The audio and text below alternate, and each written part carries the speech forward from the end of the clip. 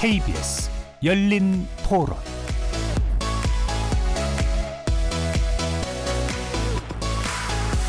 안녕하십니까. KBS 열린 토론 배종찬입니다. 요즘 곳곳에서 지역 축제 소식이 많이 들려오고 있는데요. 얼마 전에는 서울 한강시민공원에서 세계 불꽃 축제가 열렸고 각 지역의 이름을 내건 행사들이 줄을 잇고 있습니다. 그런데 시민들에게 즐거움을 주는 축제 이면에는 대량으로 발생하는 쓰레기 문제가 있습니다. 축제 기간 동안 평소보다 수십 배 많은 양의 쓰레기가 쏟아지는데 그중 상당 부분이 재활용이 어려운 일회용 폐기물입니다. 게다가 코로나 이후 늘어난 음식 배달로 일회용 폐기물의 양이 기하급수적으로 늘어난 상황인데요. 오늘 KBS 열린 토론에서는 우리나라의 쓰레기 분리배출과 재활용 실태를 살펴보고 자원순환을 하기 위한 바람직한 방법은 무엇인지 고민해 보겠습니다. KBS 열린 토론 지금부터 시작합니다. 치열한 토론 속에서 더 나은 세상을 찾아갑니다. 올바른 세상을 만드는 첫걸음. 평일 저녁 7시 20분 KBS 열린 토론. 오늘 토론 함께해 주실 세 분의 전문가 소개합니다. 고금숙 제로웨이스트 알맹상점 대표 나오셨습니다. 네, 안녕하세요. 장용철 충남대 환경공학과 교수 잘해 주셨고요. 네, 반갑습니다. 홍수열 자원순환사회 경제연구소장 나오셨습니다. 네, 안녕하세요. 반갑습니다. 오늘은 전 세계가 함께 고민하고 있는 쓰레기 문제에 대한 주제인데요. 우리나라도 예외는 아닙니다. 시민분들은 쓰레기 문제 어떤 생각을 갖고 있는지 먼저 듣고 오겠습니다. 음식물, 그다음에 재활용 가능한 거하고 일반 폐유지나 그런 거하고 세 군데 파트가 있는데 거기 잘 나눠서 한다고 생각하고 있어요. 가급적인 물화배를 사용하려고 생각하고 있거든요. 이제 아파트나 각 가정에서는 잘 하고 있는데 길거리 다니면서 도시에 미화 개념이 별로 없는 것 같아요. 담배꽁초뿐만 아니라 폐유지라든지 일회용 컵이라든지 그런 것도 많이 버리는 게 좀 안타깝죠. 전 본가에 살아가지고 잘 하는데 어려운 건 딱히 없는 것 같은데 페트병에 그 비닐 떼는 그런 건 너무 귀찮은 것 같아요. 이제 자취하는 친구들을 보면은 다 일반 쓰레기에 넣고 하는 거를 보이더라고요. 음식물 쓰레기도 많이 넣고 귀찮으니까 하지 않을까요? 하는 사람은 하는데 안 하는 사람들이 있더라고요, 주변에. 사실 뭐 플라스틱 줄이기를 많이 하고 있긴 한데 아직까지는 줄여지지도 않는 것 같더라고요. 다회용기로 차라리 다 사용을 하거나 그럼 집에 가서 쓸 수 있으니까 줄일 수 있으면 줄여야죠. 환경적인 그 요소도 있고 저는 집에서 이제 물티슈 사용하는 걸 좀 많이 줄이려고 의식적으로 하고 있어요. 뭐 행주를 사용하거나 비닐 같은 경우도 가능한 사용을 많이 안 하거나 한다고 하더라도 뭐 재활용을 하거나 그런 식으로 하고 있습니다. 아무래도 이제 다음 세대는 어떡하지 이렇게 많이 나오는데 좀 걱정은 되지만 당장 타협하기가 어려운 것 같아요. 워낙에 우리나라 사람들은 이제 카페 같은 데도 좋아하고 하지만은 저희 직장 같은 경우에는 일회용 용기가 아닌 텀블러 이걸 나눠주고 가급적 그걸 많이 사용하게 한다든지 그 산행 운동으로 ESG 일환으로서 그렇게 하고 있는데 그런 것들을 점차 확대시켜 나가는 게 괜찮지 않을까 싶어요. 시민분들의 의견 어떻게 들으셨는지요? 가을하면 또 축제의 계절이죠. 다양한 행사들이 많이 열리는데요. 세 분의 지역 축제 행사 어떤 생각이 드시는지 쓰레기 관련해서 또 많은 생각하실 것 같은데 먼저 장 교수님부터요. 저 같은 경우는 일단 축제라는 게 이제 즐거운 일이긴 한데 항상 이게 쓰레기의 관리가 어떻게 되고 있을까 걱정을 조금 하는 경우가 많습니다. 특히 축제의 종류, 또 축제의 규모, 또 방법 이런 거에 따라서 쓰레기를 얼마나 발생하고 있을까, 과연 통계들은 이렇게 갖고 있을까 이런 것들이 제일 좀 고민을 하고 있는 부분이 되겠습니다. 그렇군요. 축제는 즐겁고 또 화려하기도 한데 그 이면에 좀 가리워져 있는 좀 쓰레기도 생각해야 되는 거 아닌가 싶은 생각이 드는데 홍 소장님께서는요. 축제 그러면 사실은 우리 전통관념에서는 잔치거든요. 잔치가 열리면 먹는 거죠. 그러니까 우리는 축제 그러면 다 먹는 문화로 연결되죠. 먹으니까 일회용품을 많이 쓰고 일회용품을 많이 쓰니까 쓰레기가 많이 나오게 되는 것이죠. 그래서 일단은 축제 때 너무 먹는 문화로 가는 거 이걸 좀 근본적으로 고민할 필요가 있겠다라는 생각이 들고요. 예. 두 번째는 좀 다회용 문화로 빨리 전환을 해야 된다. 많은 사람들이 모이고 또 기분 좋은 시간이다 보니까 좀 쓰레기를 관가하는 거 아닌가 싶은 생각이 들기도 한데 고 대표님 얼마 전 열렸던 한 지역 축제의 경우에도 친환경이라고 표방을 했는데 정작 상당한 쓰레기가 또 발생을 했다고 합니다. 이런 축제나 지역 행사에서 발생하는 쓰레기 어떤 종류들인가요? 네, 방금 홍수열 소장님께서 말씀하셨듯이 잔치에서 먹을 거죠. 네, 먹을 거 빠지면 잔치가 별 볼 일이 없잖아요. 예. 그러다 보니까 대부분 저희 식당에서 나오는 쓰레기들 일회용 쓰레기죠. 재활용이 안 되는 물티슈, 일회용 앞치마, 뭐 일회용 수저, 젓가락, 그릇 이런 장례식장보다 훨씬 큰 규모로 대규모 쓰레기가 발생하신다고 보면 되고요.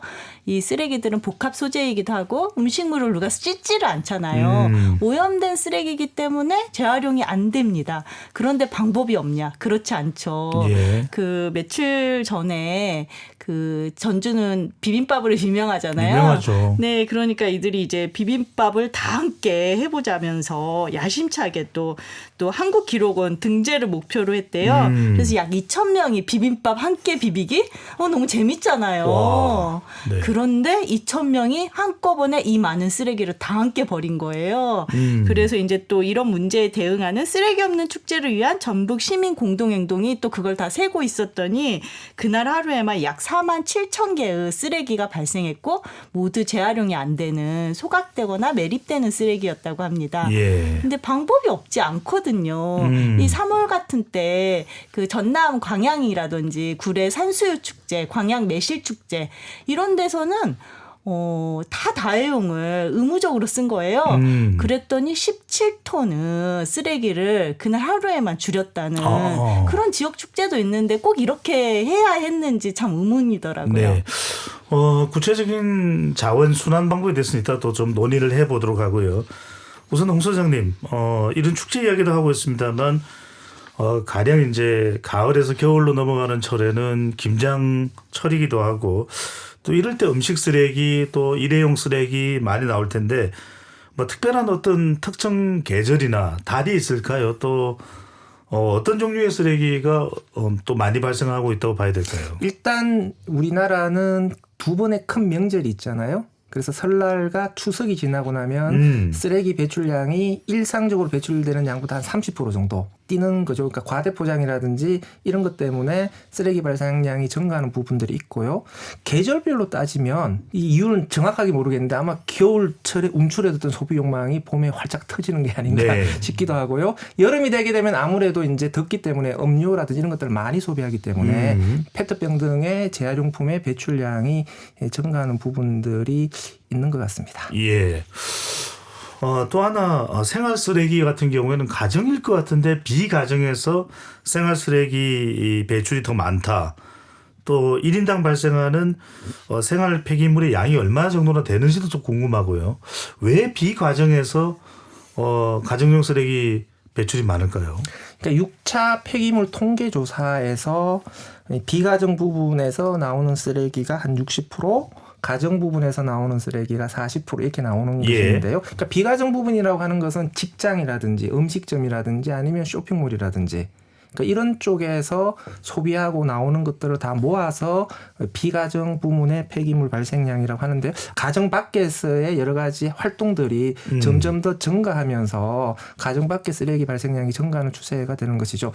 대체적으로 국민 1인당 매일매일 배출되는 쓰레기 양이 1kg 내외라고 보시면 됩니다. 그러니까 6차 폐기물 통계조사에서는 한 950g 정도가 나오는 거고요. 매년 발표되는 폐기물 통계조사에서는 1.2kg 정도 나오죠. 그러니까 매일 국민 한 사람이 1kg 정도의 폐기물을 매일 발생시키는데 가정에서 400g, 가정 밖에서 600g 정도의 폐기물을 발생시킨다. 이렇게 보시면 될 것 같고요. 네. 그러니까 음식물 쓰레기라든지 아니면 페트병 같은 플라스틱 쓰레기들의 발생량이 자꾸 증가하는 추세에 있는 거죠. 그래서 전체적으로 네, 보면은 이제 그러니까 하루에 발생하는 양이 1인당 1kg라고 했으니까 하루에 한 5만 톤 정도 생각하면 되고 그 5만 톤을 하루에 5만 톤에다가 365일로 산술적으로 곱해 보면은 대략 한 2천만 톤. 지금 공식적인 통계는 한 1,800, 900만 톤 정도로 지금 나와 있어요. 2,300만 톤인데요. 한 2천만 톤 모으면 되는 2천만 톤 모으면 되는 거고 2천만 톤. 전 세계 생활 쓰레기 발생량이 20억 톤이거든요. 전 세계 생활 쓰레기 1%. 우리나라의 전체 쓰레기 발생량이 2억 톤이에요. 그러니까 전체 쓰레기의 10%. 그러니까 가정에서 나온다. 네. 근데 이 점을 좀 여쭤보고 싶은 것이 장 교수님 조금 전에 이 생활 쓰레기가 가정보다는 비가정 가정 바깥에서 많이 나온다는 것은 조금 인식의 문제도 있는 겁니까?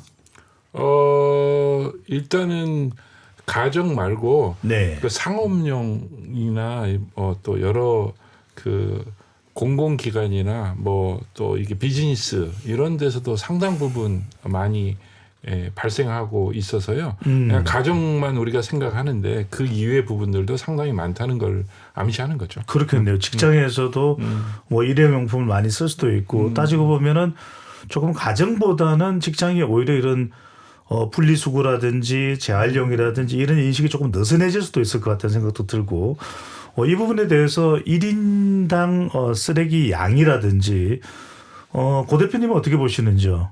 뭐 많으면 많다. 적정하면 적정하다 이렇게 좀 비교를 해보신다면 우리나라 1인당의 쓰레기 양 또 전체적인 전 세계 총량하고 비교를 해봐도 좋을 것 같고요. 네, 한국 사람들이 우리 일회용 쓰레기 1등이야 이런 말들을 하고 있는데요. 물론 이제 그런 기사도 있고 하지만 사실 정확하지 않아서 한국이 엄청나게 많은 쓰레기를 만들어 이렇게 말할 수도 있지만 반면 또 전 세계 많은 국가들이 여전히 많은 쓰레기를 만들고 있어요. 근데 한국은 또 분리배출을 잘하기는 하잖아요. 그래서 이게 참 애매한데요. 그럼에도 불구하고 분리배출률에 비해서는 실제로 재활용된 게 아주 떨어지죠. 그래서 우리가 막 자화자찬하면서 우리 재활용 잘하니까 괜찮아 이렇게 하기는 어렵고 역시 저희도 일회용 쓰레기를 많이 쓰고 있고 예전에 저희가 종량제 봉투를 할 때는 이 획기적인 제도가 나오면서 쓰레기 배출량이 가정에서도 확 줄었어요. 근데 문제는 지금 코로나라든지 그다음에 배달용품이 예전에는 다 다회용이었는데 지금 일회용으로 바뀐다든지 추세가 바뀌면서 가정에서도 우리는 뭐 사업장에 비해서 조금 나와 이렇게 말은 할 수 있지만 점점 늘어나고 있습니다. 알겠습니다. 계속해서. 재활용을 우리가 어떻게 하고 있는지 또는 개선해야 되는지 부분 조금 더 또 이야기를 더 나눠보도록 하고요. 장 교수님, 우리나라가 OECD 국가들 우리가 할 때 비교 대상 되는 그룹이 이제 경제협력개발기구의 OECD 국가들인데 우리가 플라스틱 폐기물 배출량 1위를 기록하고 있다. 이건 어떤 내용일까요? 일단 뭐 그 점에 앞서서 아까 우리 고금숙 대표님한테도 질문했던 내용인데 가장 쓰레기를 많이 배출하는 나라는 국가적으로는 사실은 양적으로도 그렇고 1인당 한 사람 기준으로 봤을 때 미국이에요. 미국이 제일 많이 하루에 한 2kg 정도 되고 아까 우리나라가 1kg니까 미국은 한 2배, 2배에서 3배까지도 볼 수 있고 그다음에 유럽에 잘 사는 나라들이 뭐 한 1.5kg 정도 되니까 우리나라보다 한 1.5배 정도 잘 사는 OECD 국가들이 되고요. 말씀하신 이제 플라스틱 폐기물은 어느 정도 되느냐? 아까 뭐 여러 이제 일회용 플라스틱 뭐 이런 얘기 많이 말씀하셨는데 통계적으로 보면은 마찬가지로 미국이 단연 1위고 1년에 연간 221kg라고 OECD 국가의 2022년 보고서에서 나왔어요. 그리고 OECD 평균 국가의 배출량이 114kg 정도가 되고요. 우리나라하고 일본이 한 70kg 정도 되는데 이거는 조금 옛날 자료고요. 최근 통계를 제가 우리나라 거를 좀 계산해 보니까 한 100kg 정도 돼요. 그러니까 우리나라의 플라스틱의 발생 양은 거의 OECD 국가 수준의 평균 수준에 미치고 있다. 이렇게 보시면 돼요. 네. 방금 전에 이제 장 교수님께서 미국이 우리의 쓰레기 1인당 배출량 한 2배 정도 되고 미국이 가장 많은 건 뭡니까? 소비가 아주 활성화되어 있고 그런 이유도 있을까요? 어떤 이유일까요? 그렇죠. 이제 경제 성장이 많이 되면 그리고 생활 수준이 높아지게 되면 소비의 양이 증가하기 때문에 쓰레기 발생량 증가로 이어질 수밖에 없죠. 그래서 1인당 쓰레기 발생량으로 보게 되면 미국과 유럽, 특히 서유럽과 북유럽 쪽의 발생량이 우리나라에 비해서도 압도적으로 높게 나타나는 것은 사실인데요. 플라스틱의 한정에서 보면은 또 그렇지는 않습니다. 1인당 일회용 플라스틱의 소비량을 보게 되면 한 통계 조사에서는 한국이 3위예요. 1위가 호주고 2위가 미국이고 3위가 한국인데 우리나라 국민들은 1인당 1년에 44kg의 일회용 플라스틱을 소비를 하고 있는 것인데 인도 사람들이 1년에 4kg 쓴다 그러거든요. 그러니까 인도 사람보다 우리나라는 10배 많은 일회용 플라스틱을 쓰는 건데 문제는 이 추세라고 생각해요. 점점 더 늘어나고 있다. 매우 빠른 속도로. 그 우리 홍 소장님 추세 얘기 말씀하셔서 그런데 제가 통계를 보니까 연간 우리 가정에서 나오는 플라스틱 그 폐기물 발생량이 가정에서 나오는 게 2012년에 200만 톤이에요. 지금 500만 톤으로 늘어났어요. 500만 2배 이상 그러니까 2.5배. 네. 불과 10년 만에 250%가 늘어난 거예요. 그러니까 엄청 지금 최근 들어서 우리나라의 그 소비가 엄청 플라스틱 소비가 늘어난다 이런 걸 얘기가 되고 있어요. 고 대표님 코로나를 기점으로 이제 생활 폐기물이 더 많이 증가했다. 생활 쓰레기 발생 추이로 보면 어떨까요? 네, 생활 쓰레기 발생 추이도 금방 말씀하신 것처럼 계속 늘어나고 있습니다. 그리고 그중에서 많은 것들이 사실 시민들과 관련되어 있는 그리고 재활용 안 되는 것들이라서 저희가 정말 개선하고 바꿀 수 있는 방향이 많다고 방법들이 많다고 생각합니다. 네네. 그런 생활 쓰레기가 좀 급격히 늘어나는 지점이 있습니까? 뭐 그리고 또 그런 이유가 있을까요, 고 대표님?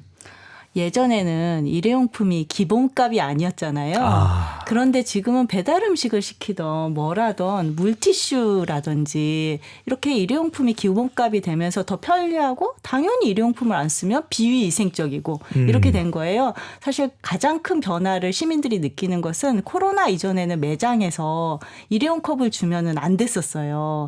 그런데 코로나 때 위생이라든지 이런 병원균 때문에 감염 때문에 매장 내에서도 사실 집 안에서 일회용을 쓰진 않잖아요. 그런데 실내에서도 다 일회용을 쓰는 게 기본값이 되어버렸어요. 근데 이제 코로나가 지나서 다 마스크를 벗었는데도 이제는 이게 모두에게 당연한 일이 되면서 일회용을 쓰는 것들이 생활에서 당연한 일이 되고 그러다 보니까 쓰레기 발생량은 당연히 증가할 수밖에 없고 다시 예전으로 돌아가려고 하지를 않는 이런 문화가 문제인 것 같습니다. 그게 코로나 코로나가 아니더라도 일회용품 사용량은 계속 급격하게 증가하는 추세였는데 코로나가 여기에 더 기폭제가 되었다. 네. 그래서 코로나가 그치면서 기업들의 위생 마케팅도 엄청나게 늘어났고 이게 또 잘 먹혀 들어가요. 점점 더 일회용 사회로 가고 있고 최근에 깜짝 놀랐던 거는 일회용 속옷 마케팅. 여행 갈 때 속옷도 일회용품 사서 그냥 한번 입고 버려야 된다. 대부분 다 이게 놀라시는데 이게 생각보다 엄청나게 빠르게 확산되고 있더라고요. 네, 장 교수님 근데 뭐 쓰레기가 많이 나오는 것은 재활용을 할 수 있던 어떻든 이제 생산량이 늘어나고 좀 소비가 진작된다 이렇게 이제 긍정적으로 볼 여지도 있을 텐데 이제 재활용 또 이런 쓰레기 처리가 중요합니다. 우리나라는 분리수거를 잘하는 국가다. 왜냐하면 항상 뭐 가정에 이야기할 때도 남편분들이 분리수거는 내 담당이야 뭐 이런 이야기를 하는데 생활 폐기물 재활용도도 크게 떨어지지 않는다. 뭐 실제로는 어떻습니까? 뭐 말씀하신 것처럼 분리수거는 전 세계적으로 우리나라가 제일 잘하죠. 거의 30년 전, 그러니까 1995년도부터 쓰레기 종량제라 그래서 그 배출한 만큼 돈을 지불하는 방식을 도입했고, 그때 이제 돈을 지불해서 배출을 해야 되니까 결국 이제 재활용하는 것들은 이제 가능한 한 분리 배출을 하게끔 그 제도를 시행해서 시민들이 이제 적극적인 참여를 유도했기 때문에 그건 30년이 됐기 때문에 그렇죠. 근데 이제 그러다 보니까 이제 생활 쓰레기의 재활용률이 분리 배출을 많이 해서 한 60%로 높아졌고 거의 독일 다음으로 우리나라가 높다고 이야기는 알려져 있는데 과연 그러면 실질적으로 그게 재활용 분리배출된 게 다 재활용이 됐느냐? 그거는 또 다른 또 이슈가 있고 또 네. 다른 문제가 있습니다. 네. 고 대표님, 분리수거 잘한다라는 말씀을 드렸습니다만 저도 이렇게 분리수거 이제 뭐 새로 나온 그런 그림 내용들을 보면 간단하지만은 않아요. 네. 어떤 분들은 상당히 좀 어렵다 이렇게 이야기하시는 분도 계시는데 복잡하고 헷갈리는 분들이 많다는 평가 이 부분에 대해서는 어떻게 생각하시는지요? 네, 저는 정말 공감하는데요. 시민들이 분리배출 표시 제도가 있는데도 불구하고 이렇게 이걸로 갑론을박을 해야 되나? 아니 분리배출을 이렇게 독일에 이어서 전 세계 2위로 하는 이런 통계를 보이는데 이 정도까지 뭘 분리배출할지 고민해야 되나? 이건 정말 시스템 허점이 아닌가 이렇게 생각하거든요. 예. 뭐 즉석밥 용기 어떻게 하지? 이런 얘기들 막 나오잖아요. 근데 저도 너무 궁금해서 쓰레기 투어를 가면 네. 뭐 선별장에서 여쭤보면 어떤 지자체마다 다르더라고요. 어떤 선별장은 된다고 하고 어떤 선별장은 안 된다고 하고 이래서 저는 사실 이렇게 시민들을 헷갈리게 하는 분리배출 이것 자체가 문제인 것 같아요. 예. 실제로 분리배출 표시가 되어 있으면 그것대로 깨끗하게 시민들이 해야 될 역할은 비행 분석이죠. 비우고 헹구고 섞지 않고 그다음에 깨끗하게 내놓으면 되는 건데 여기서 나아가서 분리배출 표시가 되어 있는데도 분리배출을 해봤자 재활용 안 된대. 이렇게 되면 어떻게 뭘 믿고 분리배출을 하겠어요? 이게 네, 홍 소장님. 정보의 과잉이 시민들의 혼란을 가중시키는 악순환이 벌어지는 것인데요. 그러니까 이 부분에 대해서는 좀 더 명확하고 간편한 그리고 일관된 메시지 전략들이 필요한 겁니다. 그러니까 분리배출 표시된 것은 분리배출하는 것이다. 예. 그러니까 분리배출 표시가 된 제품이 재활용이 된다 안 된다 이런 얘기는 할 필요가 없어요. 그거는 시민들의 책임의 문제가 아니니까. 그러니까 시민들에게는 그러니까 분리배출 표시가 되어 있는 것은 분리배출을 하게 하는 것이고요.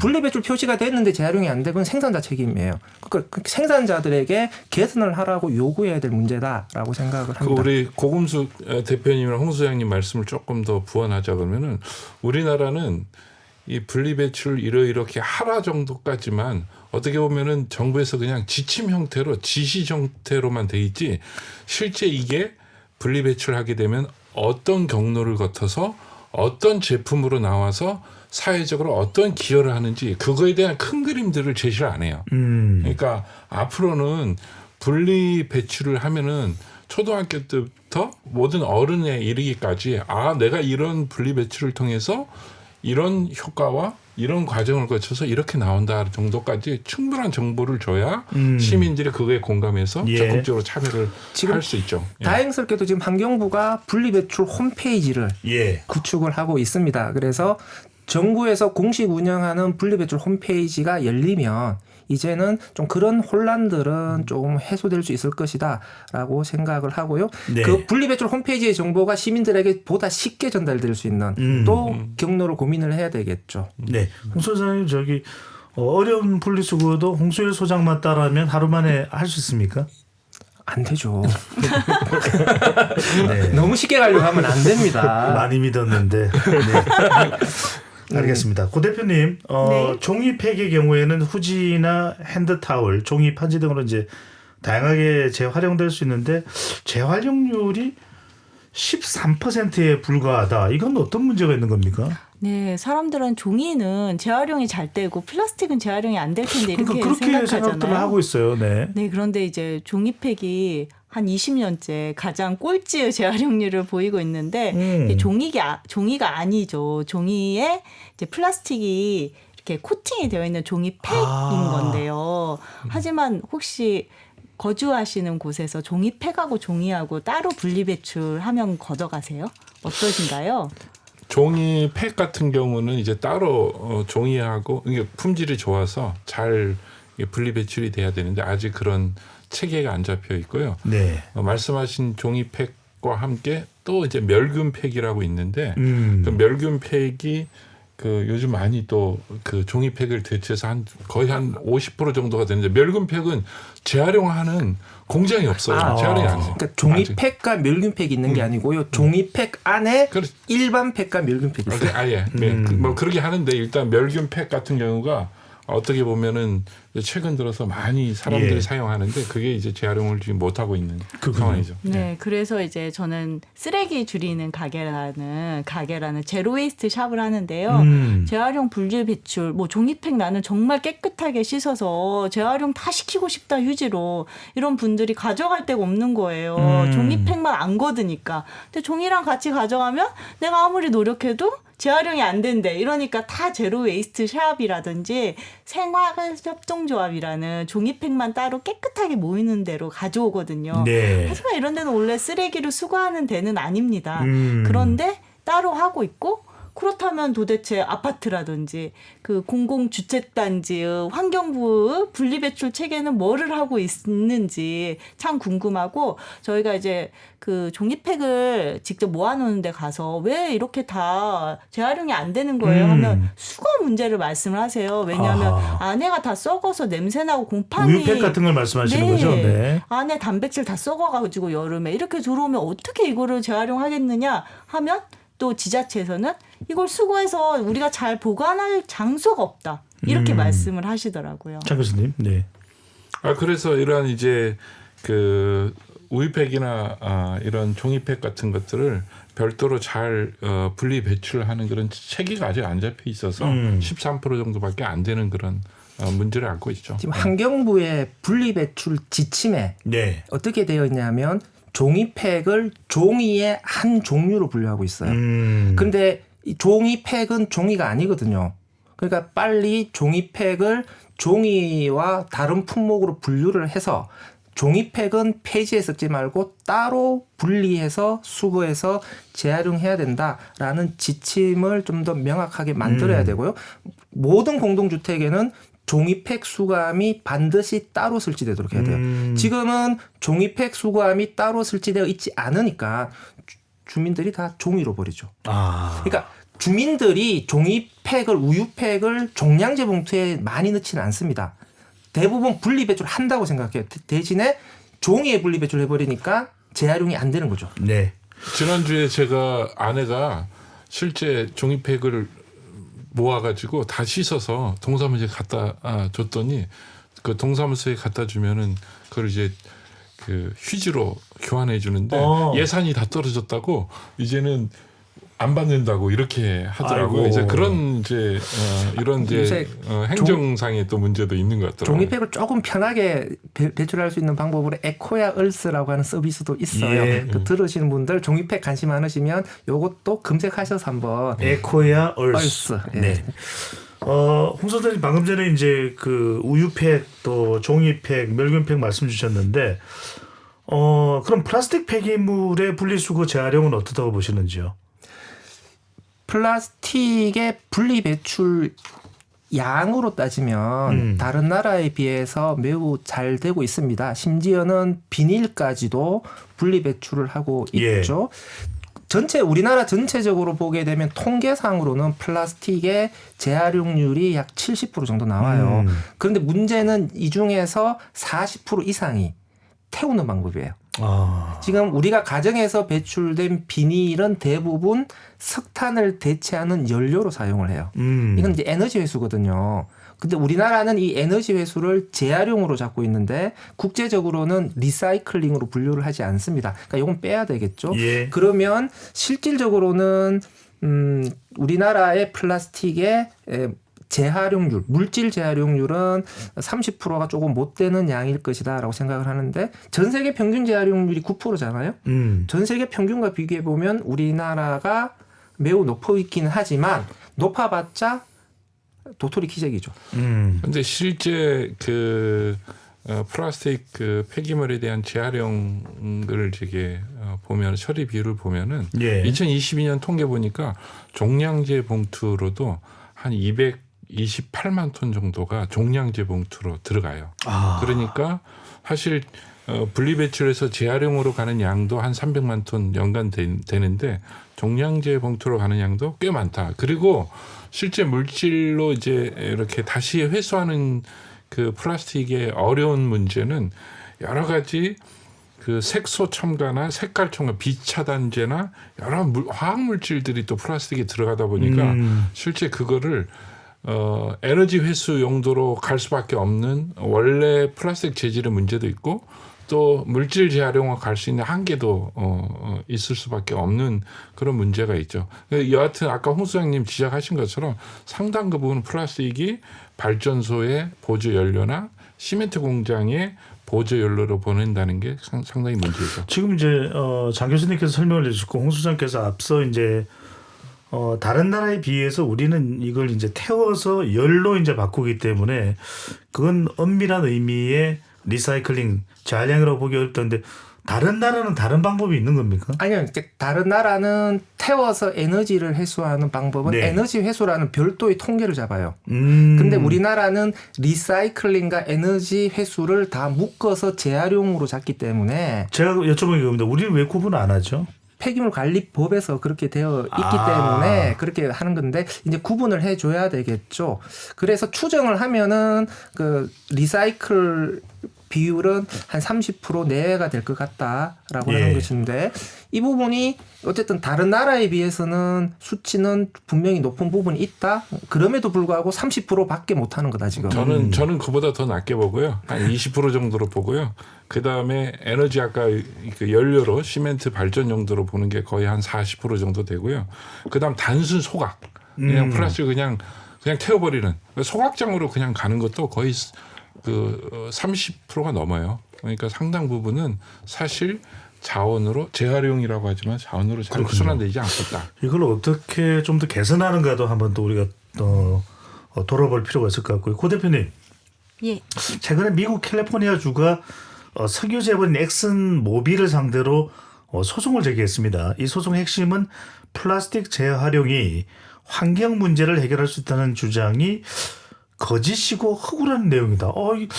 상당히 좀 민감한 그런 소송으로 보이는데 어떤 내용을 담고 있는 겁니까? 네, 플라스틱이 바로 플라스틱의 99%가 석유에서 나옵니다. 예. 그렇기 때문에 엑슨모빌은 이제 석유 회사잖아요. 그래서 플라스틱을 생산하고 그런 원료를 만드는 회사인데요. 항상 이런 이제 1970년대 이때부터 일회용품 문제는 있었어요. 그럴 때마다 기업들이 말한 것은 재활용하면 돼. 지금도 그렇잖아요. 무슨 문제가 플라스틱 문제가 오염 얘기가 되면 우리 재활용해서 몇 % 재활용하고 재활용 플라스틱 썼어 이거. 이런 식으로 기업들이 항상 대응을 하고 사람들은 그러면 우린 분리배출했으니까 이거 재활용하면 플라스틱 오염 문제는 괜찮을 거야. 이렇게 하면서 사람들은 다 믿게 되는 거예요. 근데 이제 캘리포니아 주정부가 조사를 했더니 이제 한 비영리 단체에서 이걸 했거든요. 그랬더니 1970년대부터 금방 말씀하신 것처럼 플라스틱 재활용은 굉장히 한계가 많고 아주 일부만 재활용할 수 있다. 실제 전 세계에서 생산된 플라스틱의 9% 정도만 재활용된다고 하거든요. 그럼 나머지는 다 어디 갔느냐. 그래서 이런 문제가 벌어지고 있는데 이거에 대해서 다 알고 있음에도 불구하고 끊임없이 재활용했다고 사람들을 속여왔고 그래서 문제를 해결하지 못했다고 해서 아주 거대한 그 소송을 걸었고 지금 이 소송이 진행 중입니다. 이 내용이 심상치가 않습니다. 왜냐하면 이 소송의 이 과정이 어떻게 되느냐, 또 결과가 어떻게 되느냐, 또 우리 기업 또는 각 국가의 이 환경이나 재활용 정책에도 영향을 줄 것 같아요. 홍 소장님 어떻게 보시는지요? 그러니까 이 시점에서 왜 캘리포니아주가 소송을 제기했느냐라는 것도 한번 따져봐야 돼요. 예. 지금 시점에서 소송을 제기한 것은 사실은 11월 달에 중요한 이벤트가 있어요. 미국 대선인가요? 아니요. 플라스틱 국제협약과 관련된 마지막 회의가 우리나라 부산에서 열려요. 그러니까 플라스틱 국제협약의 최대 쟁점이 그 감량이거든요. 플라스틱의 생산량 자체를 규제해야 된다라고 하는 것이 가장 큰 쟁점 중에 하나고 협약의 구체적인 감량의 목표가 들어가서 굉장히 강하게 감량을 밀어붙여야 된다는 쪽과 절대 안 돼, 죽어도 안 돼 감량의 감자만 꺼내기만 해봐 협약 파토 낼 거야 라는 예. 산유국들이 대립을 하고 있거든요. 어허. 이 시점에서 캘리포니아주가 이 부분에 대해서 석유 산업을 향해서 하나 칼을 빼든 것이죠. 그러니까 재활용을 통해서 문제를 해결할 수 있다는 건 니들 거짓말이잖아. 그러니까 이것을 그냥 소송으로 대중의 관심을 환기시킨 거죠. 캘리포니아주가 이 소송에 이길 것 같지는 않습니다. 하지만 이 소송을 통해서 재활용을 통해서 문제를 해결하자 플라스틱 국제협약에서도 재활용으로 감량의 문제를 덮어버리자라고 네. 하는 것에 대해서 경종을 울리기 위해서 갔다라고 하는 것이고요. 그래서 이 소송이 주는 시사점은 어쨌든 플라스틱의 생산과 사용을 어떻게 줄일 것인가, 감량과 관련된 규제가 어떻게 강화될 것인가라는 것들을 봐야 되고요. 네. 분명히 이 흐름이 하나의 중요한 흐름을 만들어낼 것이다라고 생각하고 우리나라도 플라스틱의 생산과 사용을 줄일 수 있는 좀 더 강력한 규제 로드맵을 만들어야 되고 플라스틱이 가장 많이 사용되면서 가장 쉽게 줄일 수 있는 영역이 일회용이거든요. 여기서 일회용이라고 하는 것은 일회용 컵뿐만 아니라 예. 일회용 페트병과 같은 한 번 쓰고 버리는 모든 포장재도 일회용이거든요. 그래서 일회용품과 일회용 포장재의 사용을 어떻게 줄일 것인가와 관련된 강력한 규제 로드맵이 만들어져야 되는데 지금 우리나라 정부는 지금 자꾸 일회용 규제와 관련해서 후퇴를 하는 경향들을 보이고 있어서 우려되는 부분도 있어요. 우리나라의 그 주는 메시지는 캘리포니아 주가 석유 재벌 회사인 엑슨모빌에 소송을 제기하는 주는 메시지는 제가 보기에는 전 세계적으로 석유 화학으로부터 나온 플라스틱을 앞으로 감산하고 감축해야 된다. 우리나라도 전 세계 4위의 석유 생산국이거든요. 네. 그러니까 그러다 보니까 앞으로 우리가 방향이 점점 더 플라스틱에 대한 과잉 생산을 줄여 나가야 된다는 어떤 우리에게 네. 주는 메시지가 그게 산유국은 아닐까 아니지만 우리가 정제된 이 그렇죠. 석유 제품을 생산하는 것이 세계 4위라는 말씀이죠. 석유화학. 석유화학 네. 그러니까 연간 한 1,500만 톤 정도를 우리나라가 생산을 하고 그중에 절반 이상을 해외 수출하고 있고 예. 또 국내도 소비하고 있기 때문에 상당량이 정말 막대한 어떤 제조국 중에 하나라고 보시면 되죠. 네. 플라스틱을 줄이자라고 하는 게 두 가지 의미가 있거든요. 석유로 만든 플라스틱을 줄여야 돼. 그러면은 그 바이오 플라스틱과 같은 대안 플라스틱은 여기서 빠지는 것이죠. 대신에 석유로 만든 플라스틱은 줄이고 바이오 플라스틱을 늘리면 되는 거야. 친환경. 예, 요런 쟁점이 하나가 있는 거고 바이오 플라스틱도 플라스틱이잖아. 석유든 바이오든 모든 플라스틱은 줄여야 돼. 이 두 단계의 쟁점들이 있는 것인데요. 각자가 좀 다른데 우리의 궁극적인 목적은 석유든 바이오든 일단 플라스틱 자체는 줄여 나가는 게 좀 더 근본적인 해결책이야라고 보는 거죠. 네. 고 대표님 여기서 우리가 추가적으로 좀 시사하는 바 얻어낼 내용은 어떤 내용이 될까요? 네, 재활용이 답이 아니라는 것입니다. 국제 플라스틱 협약을 통해서 저희는 재활용이 근본적인 해답이 아니라 재사용이라든지 일회용을 벗어난 문화를 만들고 그런 제도를 만들어서 시행하는 것이 답이라는 것을 예, 모두 깨닫고 네, 그렇군요. 실행을 해야 될 것 같습니다. 네. 앞으로 어떤 상황으로 이어질지도 더 지켜보도록 하겠습니다. KBS 열린 토론 1부 마무리하고 로고 듣고 돌아오겠습니다. 불확실성에 흔들리는 한국 경제. 그 해법을 찾기 위한 첫걸음이 시작됩니다. KBS 1라디오 특별기획 우리 경제 나의 전략. 10월 23일 수요일 오전 6시 15분부터 오후 8시 30분까지 KBS 1라디오 주요 프로그램을 통해 우리 경제의 현주소를 진단합니다. 1차 산업부터 지역경제, 근로자와 자영업자, 부동산 그리고 주식시장까지 각 분야의 생생한 현실을 심도 있게 분석하고 불안한 자영업자와 근로소득자, 막막한 구직자와 은퇴자를 위한 위기 돌파 해법, 나만의 전략을 세워봅니다.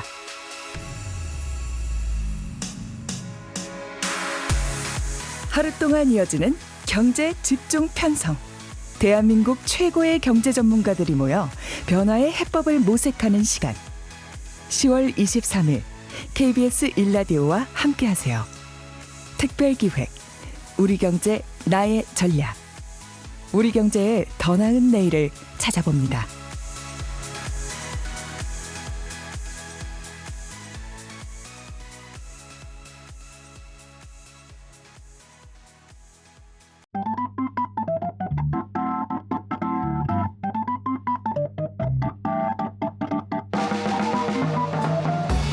세상을 바꾸는 질문, 열린 토론이 시작합니다.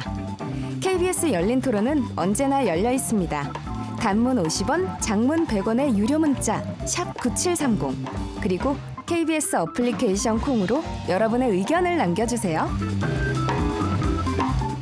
KBS 열린 토론 2부 이어가겠습니다. 쓰레기의 역습, 우리나라의 생활 폐기물 문제에 대해서 토론하고 있습니다. 스튜디오에 장용철 충남대 환경공학과 교수, 홍수열 자원순환사회 경제연구소장, 고금숙 제로웨이스트 알맹상점 대표 세 분과 함께하고 있습니다. 홍 소장님, 생활 폐기물 분리배출 또 재활용 현황도 우리가 일부에서 짚어봤는데 또 하나 궁금한 게 우리나라 생활 폐기물이 어떤 과정으로 좀 처리되는지도 실질적으로 좀 궁금합니다. 그러니까 쓰레기가 처리되는 방법은 재활용, 소각, 매립이 있는 것이죠. 그러니까 분리배출된 재활용품은 당연히 따로 모아서 선별해서 재활용을 하는 것이고요. 이게 한 60% 정도 됩니다. 나머지 40%가 종량제 봉투로 들어가는 것이죠. 종량제 봉투로 들어간 쓰레기 중에서 25% 정도는 소각이 되는 거고요. 15% 정도가 매립이 됩니다. 그리고 소각이 되면은 쓰레기를 태운 다음에 부피를 왕창 줄인 다음에 소각을 하게 되면 10분의 1 수준으로 줄어들거든요. 요 소각제를 매립하는 거죠. 그러니까 소각해서 매립하거나 종량제 봉투가 바로 매립되거나 이런 방식으로 처리가 되는 거죠. 상당히 이제 줄어들 수 있다 이런 이제 그런 이야기인데 관련해서 제가 좀 설명드리고 장 교수님께 바로 여쭤보겠습니다. 우리나라는 지난 21년 폐기물관리법 이제 시행규칙 개정되면서 수도권은 2026년부터 다른 지역은 이제 2030년부터 생활 쓰레기 직매립이 이제 금지됩니다. 소각장 이야기도 나오고 있는데 이 규칙을 시행하게 되면 기대할 수 있는 효과 또는 부작용이라고 할 수 있을까요? 그런 논란 뭐가 있을까요?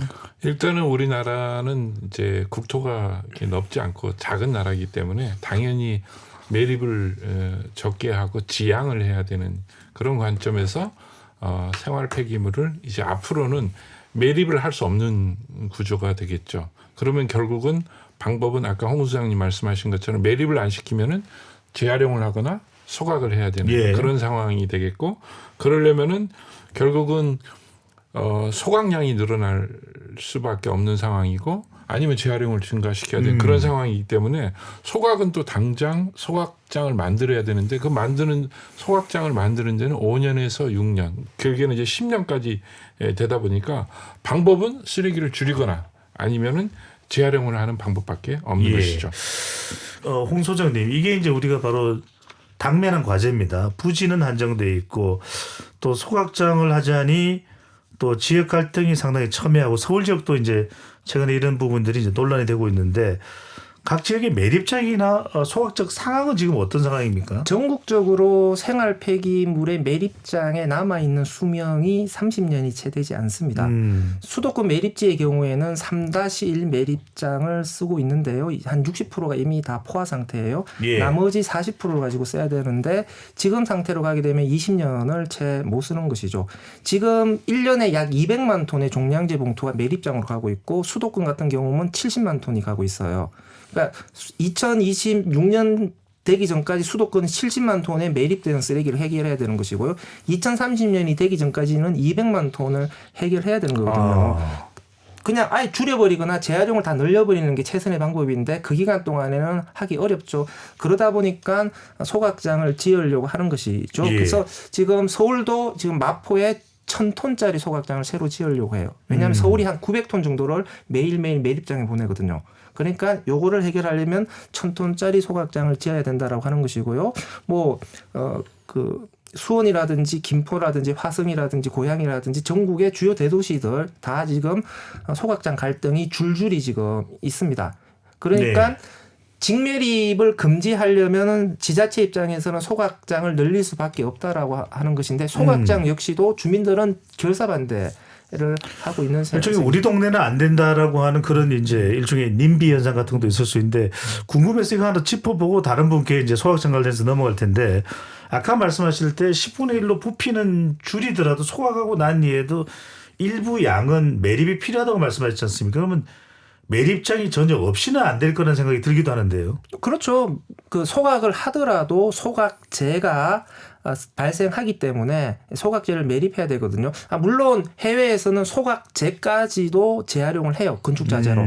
그래서 독일 같은 경우에는 소각재까지도 재활용하기 때문에 매립률이 0.3%밖에 안 되거든요. 그런데 아직까지 우리나라는 소각재까지 건축자재로 완전히 재활용하기는 어려워요. 그러니까 소각을 하더라도 매립장은 반드시 필요하다라는 것이죠. 예.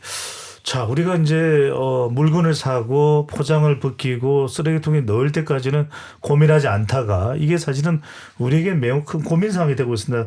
고 대표님. 네. 지역 주민들이 소각장 또는 매립장을 반대하는 가장 큰 이유 싫어서요, 혐오 시설이라서 이거 뭐 간단한 답변도 가능하지만 또 다른 이유가 뭐 있을까요? 저는 아주 가장 중요한 이유로는 땅값 아닐까 싶습니다. 네. 우선 쓰레기 소각장이라든지 매립지가 주변에 들어오면 아파트 가격이 흔들린다고 합니다. 현재 저도 마포구 신규 소각장이 이제 예정되어 있는 마포구에 살고 있는데요. 모두 주민들이 건강 문제 딱 두 개로 나뉘는 것 같아요. 아주 크게 보자면 쓰레기 소각장이 들어오면 다이옥신 같은 게 나온다는데 하면서 우선 건강 문제, 오염 물질을 내가 내 동네에서 마셔야 되는 거 아니야? 이게 무서운 거고 두 번째는 이제 그런 혐오 시설로 인해서 직접적으로 자기의 자산이 땅값이 내려가기 때문에 이곳들을 반기는 주민들이 있기는 어렵죠. 네. 재산상 피해하고 건강 피해인데 플러스 왜 남이 지역에 있는 폐기물을 왜 우리 지역에서 처리해야 되느냐 그런 거에 대한 어떤 불만이 되겠죠. 정서적 반발. 예. 고 대표님 해외 경우는 어떻습니까? 쓰레기 소각장이 잘 조성이 돼서 지역 명소가 된 경우도 있다고 하기는 하는데요. 네, 덴마크 코펜하겐 인근에 보면은 그 굉장히 아름답게 무슨 스키 슬로프처럼 되어 있는 소각장이 있더라고요. 그래서 뭐 여름에는 야생화 공원처럼 이렇게 겨울에는 스키장. 예, 스키장. 그리고 막 소각 연기도 그 도너츠 모양으로 나와서 시민들이 불꽃놀이 광을 이렇게 보듯이 굉장히 즐겁게 보면서 이제 그런 사례들도 있고 독일 같은 데는 또 아주 유명한 미술가가 벽화를 그려놔서 미술관처럼 언뜻 볼 때 이게 쓰레기장이야? 아니 미술관 같은데 이런 건축물들도 있는데요. 이런 식으로 이제 혐오 시설이 아닌 이런 문화 시설로 탈바꿈하려고 노력하는 모습을 제가 있습니다. 5년 전에 한번 일본을 좀 다녀왔는데 일본의 동경 지역의 그 밑에 무사시노시라는 데가 있는데 그 무사시노시 시청 건너편이 소각장이에요. 그래서 그 소각장을 주민 친화형으로 만들었고 그 지역 주민들이 여러 수기와 토론의 과정을 거쳐서 그 소각장을 신설했는데 그 바로 옆에 초등학교, 중학교, 고등학교 교육시설이 있고 그 소각시설에서 발생한 열과 전기들을 그 주변 지역에 이제 공급하는 학교나 이런 데 전기도 공급하는 이런 이제 주민 친화형으로 만드는 그래서 환경 교육의 공간으로도 만들고 그 안에 가면은 로봇도 있어요. 로봇들이 다니고 그 하루 뭐 아침 9시부터 한 6시까지는 개방. 홍 소장님. 그러니까 이걸 랜드마크형 접근이라 그래요. 네. 소각장 자체를 혐오 시설이 아니라 친화 시설로 지역의 랜드마크로. 그러니까 아예 내세울 수 있는 시설로 아예 멋지게 지어버리면 주민들이 소각장에 대한 거부감이 줄어들지 않겠느냐라고 이야기를 하는 것인데 이 부분은 저는 좀 많이 과장되어 있다라고. 최고의 해결책은 아니다. 그렇죠. 이게 기왕 지을 거면 랜드마크로 짓는 게 낫죠. 그런데 랜드마크로 지으면 주민들이 수용할 것이다. 이거는 맞지 않다라고 생각을 하고요.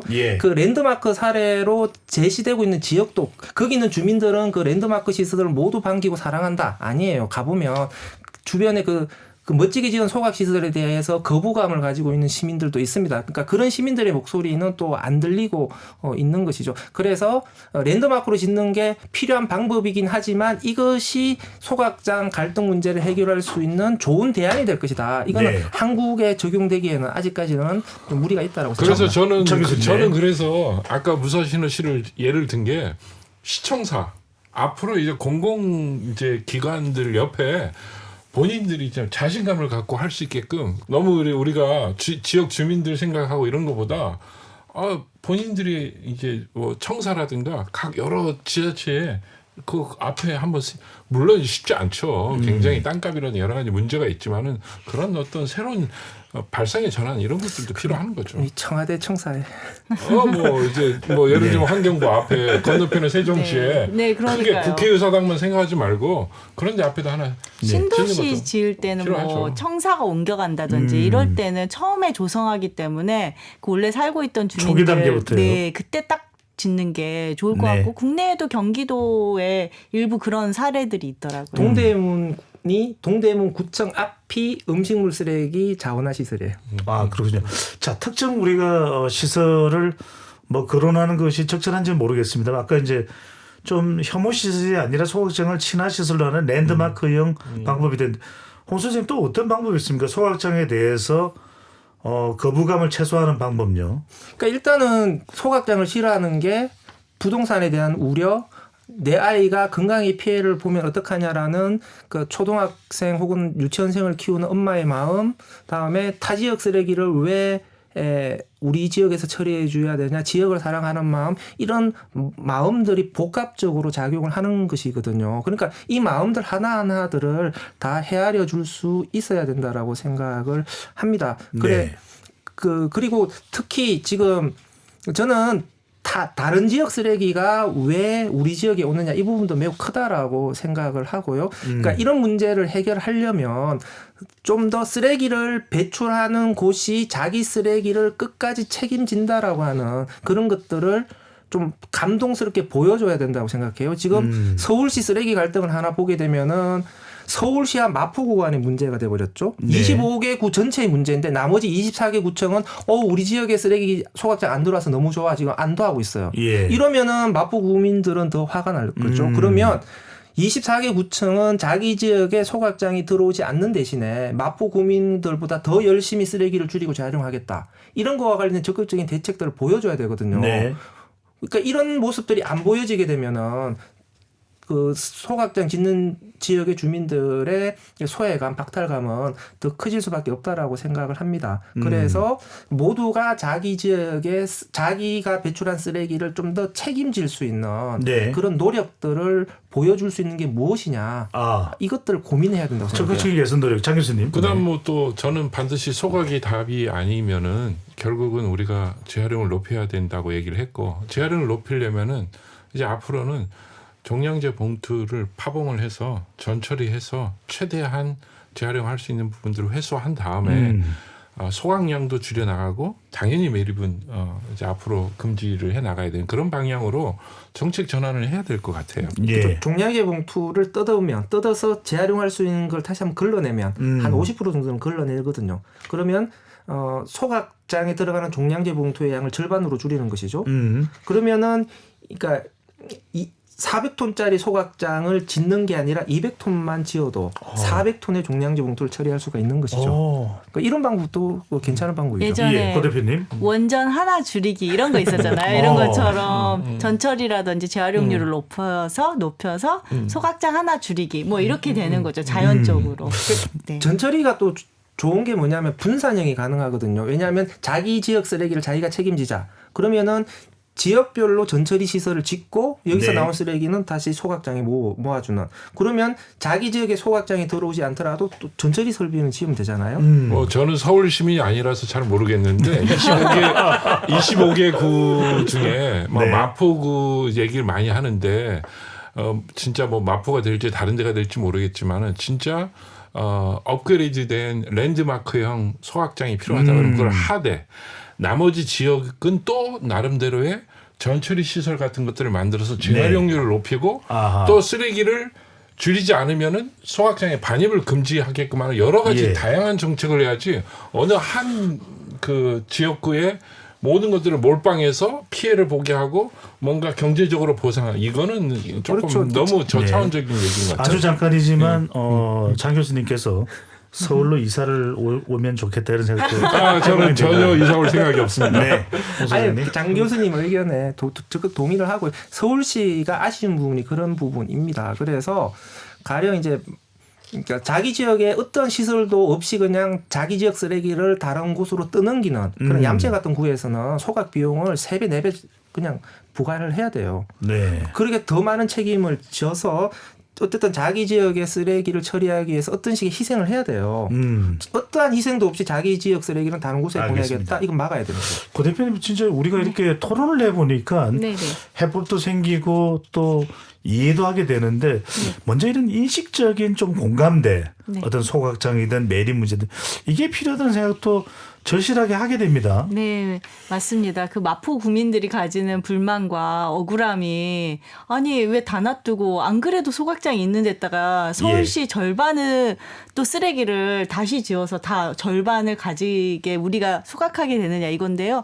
두 전문가 선생님들께서 말씀하신 것처럼 사실 소각장을 짓느냐 마느냐 여기에 대해서 지금 어쩔 수 없이 지어야 한다면 서울시 쓰레기는 앞으로 그럼 어떻게 얼마나 누가 줄일 것이냐 이 로드맵이 정확히 서 있고 마포구에는 그럼 어떤 대책을 마련해 줄 것인가 이게 없이 소각장 지어야 돼. 너네가 소각장 부지야. 이렇게만 되기 때문에 알겠습니다. 이러면 지역민들이 당연히 반발할 수밖에 없다고 생각합니다. 이야기도 좀 해봐야 되겠네요. 방금 전에 이제 장윤철 교수께서 일본의 사례도 말씀하셨습니다만 결국 자원순환 관련 법 제도 잘 갖춰진 곳에서는 좀 성과를 낼 수가 있는데 홍 소장님 경제가 성장을 했는데도 폐기물은 오히려 증가하지 않고 감소하는 그런 현상도 있는데 어떤 정책들이 효과를 보고 있다고 봐야 될까요?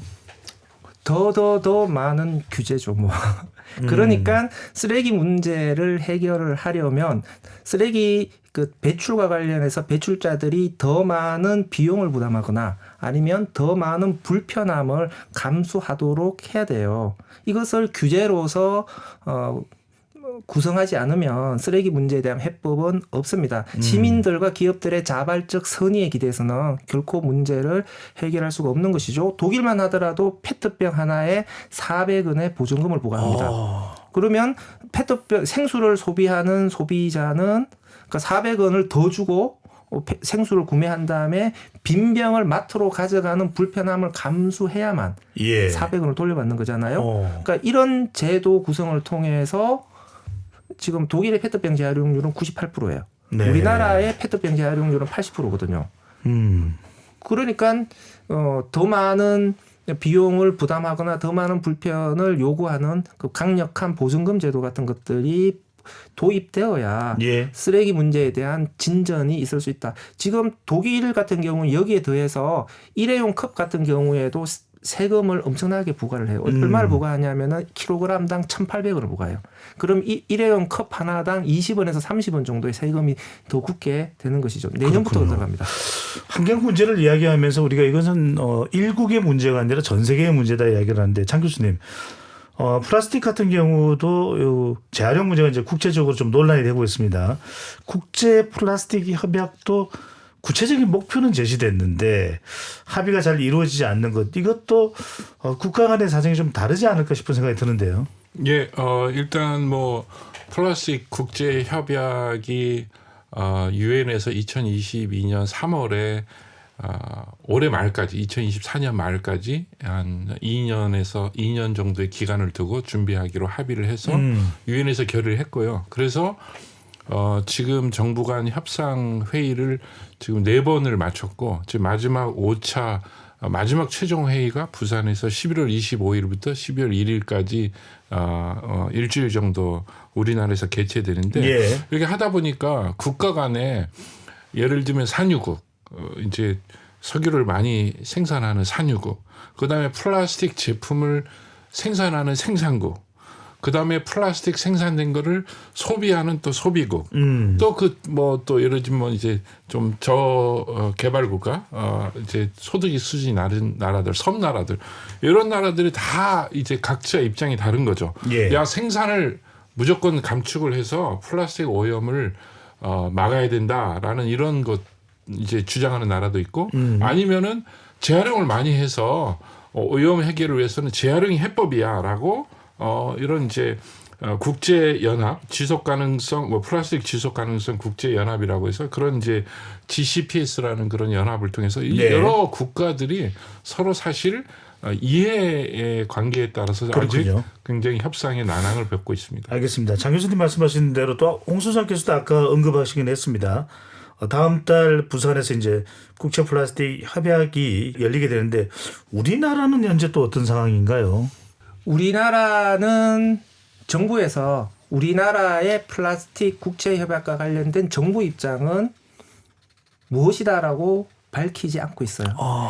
왜냐하면 이거는 정부의 국익을 위한 전략이기 때문에. 예, 전략적 모호성이라고 봐야 되겠네요. 네, 그래서 뭐 약간 중간자적 입장들을 택하고 있는 것으로 보이긴 하는데 좀 저희들 입장에서 좀 아쉽죠. 그러니까 감량과 관련된 의지 자체는 좀 표명하는 게 좋지 않을까라는 생각이 있는데요. 그냥 우리나라의 석유화학 산업이 워낙 규모가 크기 때문에 그 산업계의 이익도 생각해야 된다라고 너무 조심을 하는 부분이 있어서 제 개인적으로는 좀 아쉽습니다. 예, 규제와 또 환경 보호와 또 경제 성장 양갈래 길에서 과연 어떤 기준을 잡아야 될지가 중요한데 고 대표님. 네. 플라스틱 관련돼서는 참 이야기들 많이 합니다. 재활용 문제 또 바다의 오염 등등 온갖 이야기들이 진행되는 것이 바로 편리함의 플라스틱이지만 또 그 부작용의 또 플라스틱이기도 한데 플라스틱 오염을 종식하기 위해서 그 비용에 생산자 책임 활용 제도를 좀 도입하자. 적극적으로 활용하자. 우리나라는 이제 도입돼 있는데 네. 생산자 책임 재활용 제도 어떤 내용입니까? 내 말 그대로 생산자가 재활용을 책임지는 건데요. 이게 뭐냐? 만약에 포장재라든지 일회용을 쓰는 생산자가 일정량의 재활용 의무를 지도록 하고 그다음에 제품을 출시할 때 이 분담금을 재활용 분담금을 내는 거예요. 이 돈으로 뭘 하냐? 재활용품을 선별하고 그다음에 재활용 업체들을 지원해서 실제로 재활용이 되도록 하는 거죠. 예를 들면 한국 코카콜라가 페트병 음료를 내놓으면 그때 재활용 분담금을 내놓는 거예요. 왜냐하면 재활용을 시켜야 되니까. 근데 이제 한국은 이 재활용 분담금 제도, 생산자 재활용 책임 제도가 잘 되어 있는데 이게 또 시간이 한 20년 가다 보니까 허점이 발견되고 있는 거예요. 어떤 허점일까요? 이 돈이 사실은 수거하는 데도 들어가야 되는데 수거하는 데는 돈이 안 쓰이고 그러다 보니까 수거가 엉망으로 되기 때문에 근데 재활용은 수거 선별 그다음에 재활용 업체로 가는 건데 수거에는 돈이 안 들어가는 문제가 있죠. 그리고 이제 분담금을 내는데요. 의무 할당량이 있어요. 아까 이야기가 나온 종이팩 같은 경우는 항상 꼴등이잖아요. 막 13%, 15% 재활용률이. 그러면 분담금도 조금 내는 거예요. 의무 분담금이 작으니까. 그러면 이들이 재활용을 잘하게 할 수 있게 만들어야 되는데 항상 돈을 조금 내니까 이들은 분담금도 매번 조금 내는 거예요. 네. 그래서 어떻게 재활용을 높일지 기업이 생각을 안 하죠. 저는 그리고 가장 중요한 게 사실 이 제도를 하는 것은 생산자가 책임지라는 거거든요.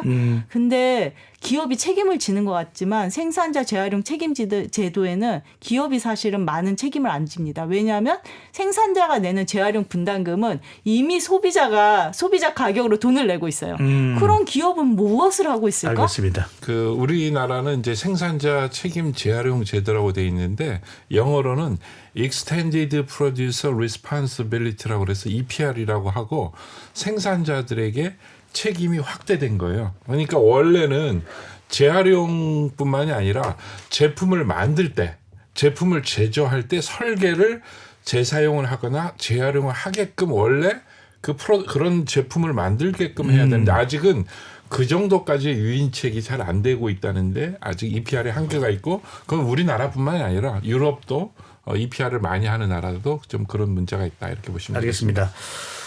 과연 우리 쓰레기 생활 쓰레기 현황 관련해서 우리가 살펴보면서 어떤 자원 순환이 필요할까라는 주제로 이야기를 나누고 있습니다. 오늘 KBS 열린 토론 마무리할 시간입니다. 세 분께 한 1분 정도씩 시간을 드릴 수 있는데요. 끝으로 우리나라에 맞는 어떤 효과적인 자원 순환 정책을 위해서 어떤 부분에 가장 좀 주목을 해야 될지 먼저 공은숙 대표부터요.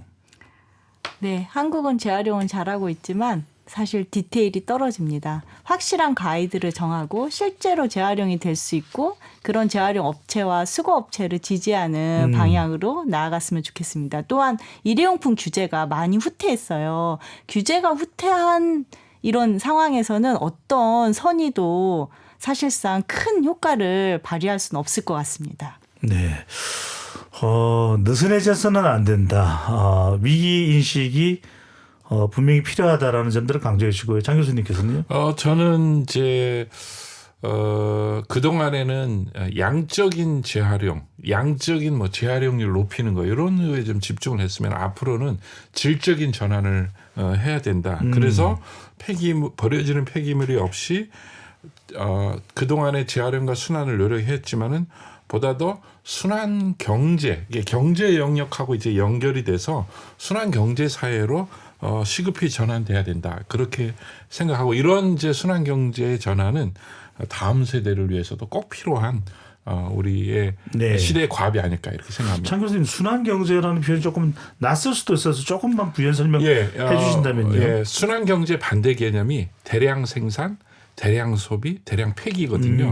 근데 대량 생산, 대량 소비, 대량 폐기가 아니라 적정하게 생산하고 잘 이제 친환경으로 소비해서 그걸 다시 경제의 영역으로 돌리는 순환시키는 그거를 이제 순환 경제라고 얘기를 하고 있습니다. 그렇군요. 예. 바로 그 순환입니다. 자원순환사회경제연구소 홍수열 소장께서는 어떤 우리 노력이 필요하다고 보시는지요? 저는 책임의 의미를 다시 한번 곱씹어 볼 필요가 있다라고 생각합니다. 생산자 책임, 소비자 책임, 정부의 책임인데요. 우리는 책임을 이야기할 때 할 수 있는 책임만을 생각해요. 질 수 있는 책임인데 바꿔야 돼요. 져야만 하는 책임을 생각을 해야 됩니다. 지금 할 수 있는 것만을 하면은 이 미래에 닥쳐오는 위기를 극복할 수 없습니다. 우리가 해야만 하는 일들을 생각을 해야 되는 것이죠. 어려운 일이라고 피하기만 하면은 세상을 변화시키기가 어려운 것이죠. 그러니까 우리가 해야만 하는 일들이 무엇인가를 지금 시점에서 잘 생각해 볼 필요가 있다라고 생각합니다. 네. 정말 그 점이 또 중요한 부분인데 그러기 위해서 개인이 좀 우선적으로 시급하게 실천할 수 있는 게 있으면 하나만 콕 집어주신다면요. 자기의 소비를 곱씹어 보면서 불필요한 소비는 줄여야 되고요. 불편함을 감수할 수 있어야 되지요. 제가 얼마 전 국회 앞에서 지나가는 사람 100명을 한번 앉아서 카운트를 해봤는데요. 네. 텀블러 드는 사람 한 명도 못 봤어요. 다 일회용급 들고 다니더라고요. 텀블러 들 수 있는 마음조차도 우리가 가지지 못하는데 어떻게 세상을 바꿀 수 있을까? 한번 생각해 봤으면 좋겠습니다. 예, 참 중요한 말씀입니다. 불편함을 감수할 수 있어야 된다. 더 자칫 잘못하면 그걸 놓치면 더 불편한 세상이 올 수도 있는 것이니까요. 쓰레기, 또 재활용, 자원순환, 내일로 미룰 수 없는 오늘의 과제라는 생각을 더 절감하게 됩니다. KBS 열린 토론 이것으로 모두 마무리하겠습니다. 세 분 토론 고맙습니다. 네, 감사합니다. 지금까지 KBS 열린 토론 배종찬이었습니다.